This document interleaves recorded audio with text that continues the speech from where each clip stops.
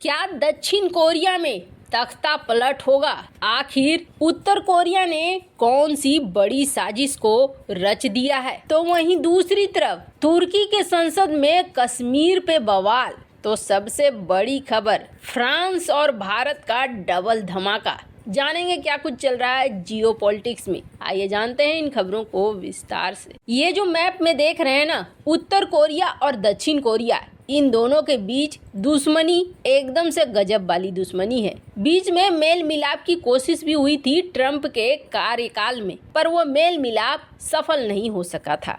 वैसे तो बात करें, एकदम बहुत कम फासले की दूरी पर इनका बॉर्डर शुरू हो जाता है और इन दोनों के बीच की दुश्मनी कैसी है, कभी कभी तो बचकानी हरकतें होने लगती है। जैसे कि बॉर्डर पर मेरा झंडा ऊंचा कि तेरा झंडा ऊंचा, कौन सबसे ऊंचा झंडा फहराएगा, इस तरह की है। खैर, उत्तर कोरिया में तानाशाह है और दक्षिण कोरिया में लोकतंत्र है। पर हाल ही में उत्तर कोरिया उस वक्त चर्चा में आया था जब दक्षिण कोरिया की एक फिल्म देखने की वजह से अपने देश में माइनर बच्चों की फांसी दे दी थी। उत्तर कोरिया दक्षिण कोरिया से बहुत घृणा करता है और कभी भी दोनों के बीच लड़ाई हो जाए ऐसी संभावना रहती है। अब कहा जा रहा है कि दक्षिण कोरिया में एक बड़ा प्लान है उत्तर कोरिया का, और ये प्लान है दक्षिण कोरिया में तख्ता पलट करवाने का। दरअसल हाल के दिनों में दक्षिण कोरिया की सरकार एकदम से आक्रामक रुख अपना रही है,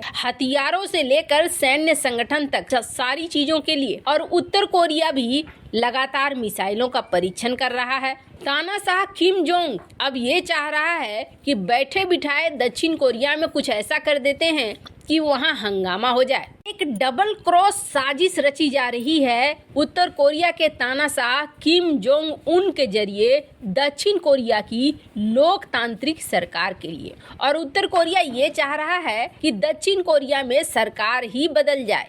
इसके लिए वो क्या कर रहा है तो आपको बता दें, उत्तर कोरिया से बहुत सारे लोग भाग रहे हैं और भाग कर ये दक्षिण कोरिया में घुस जाते हैं और बताते हैं कि हम कष्ट से भागे हैं, किम जोंग उन के विरोधी हैं, वो हमें मारना चाहते हैं, इसलिए हम वहाँ से भागे हैं। दक्षिण कोरिया ऐसे लोगों को पहले जेल में डाल देता है।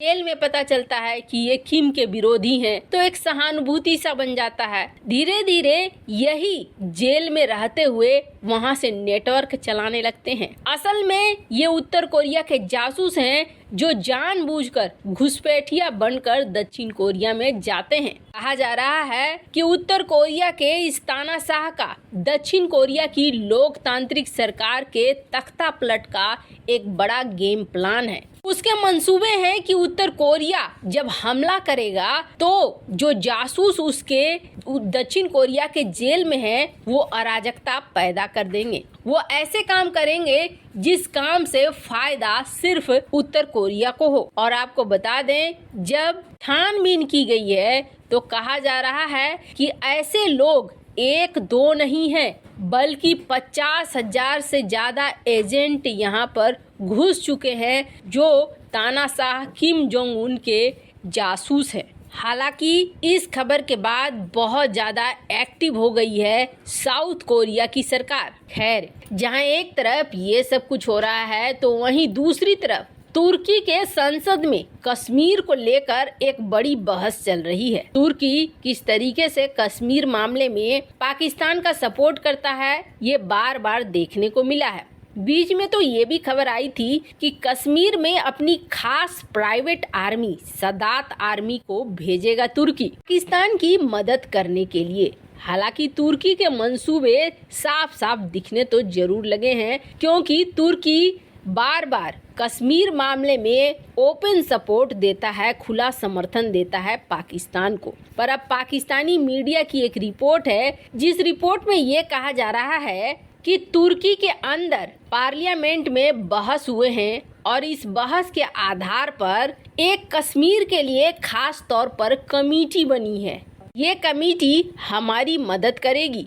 खैर, जहां कश्मीर मामले में तुर्की पाकिस्तान की मदद करने के लिए आगे बढ़ रहा है, तो ऐसा नहीं है कि भारत तुर्की को छोड़ रहा है। जहां ग्रीस से भारत की दोस्ती बढ़ रही है, तो वहीं आर्मेनिया में भी भारत हथियारों का सप्लाई कर रहा है। मतलब तुर्की को घेरने के लिए भी भारत ने पूरी तैयारी रखी हुई है। वैसे ये जो दोनों फटे हाल मजनू हैं, पाकिस्तान और तुर्की, पहले अपनी अपनी अर्थव्यवस्था को संभाल ले तो ही वो बहुत बड़ी बात होगी। वैसे आपको बता दे, तुर्की के आसमान में आजकल कुछ इस तरीके के बादल दिख रहे हैं, जिन बादल को लेकर ये कहा जा रहा है कि पीछे से यूएफओ खड़ा है, यानी कि एलियन की नजर पड़ रही है तुर्की के अंदर। खैर, जहां एक तरफ ये सब कुछ हो रहा है, तो वहीं दूसरी तरफ फ्रांस और भारत ने एकदम से डबल धमाका कर दिया है। हमने आपको कल ही बताया था कि फ्रांस ने अपने रक्षा बजट में दोगुना से ज्यादा बढ़ोतरी कर दी है। यानी फ्रांस एक बड़े युद्ध की तैयारी कर रहा है, वो साफ साफ दिख रहा है। और फ्रांस ने इस बात को कहा भी है कि हम हथियारों से लेकर हर चीज को सुरक्षित करना चाहेंगे। पर अब बड़ी बात ये होती है कि फ्रांस के इस महायुद्ध में भारत का क्या रोल है और भारत को कैसे मदद मिलेगी। तो अब भारत और फ्रांस ने इसको लेकर एक बड़ा खुलासा किया है। वैसे आपको बता दें, भारत और फ्रांस के बीच इस वक्त चल रहा है वरुणा एक्सरसाइज। दोनों की नेवी जहां एक्सरसाइज कर रही है, फ्रांस का एयरक्राफ्ट कैरियर चार्ल्स डी गुले भी इसमें आया हुआ है, तो वहीं फ्रांस के इस एयरक्राफ्ट कैरियर में मिग विमान उतर रहे हैं। दोनों ही देश एक दूसरे के ट्रिक को सीख रहे हैं। तो जहां नेवी के साथ अभ्यास चल रहा है, तो वहीं एयरफोर्स का भी अभ्यास चल रहा है। पर अब जो फ्रांस के राजदूत हैं भारत में,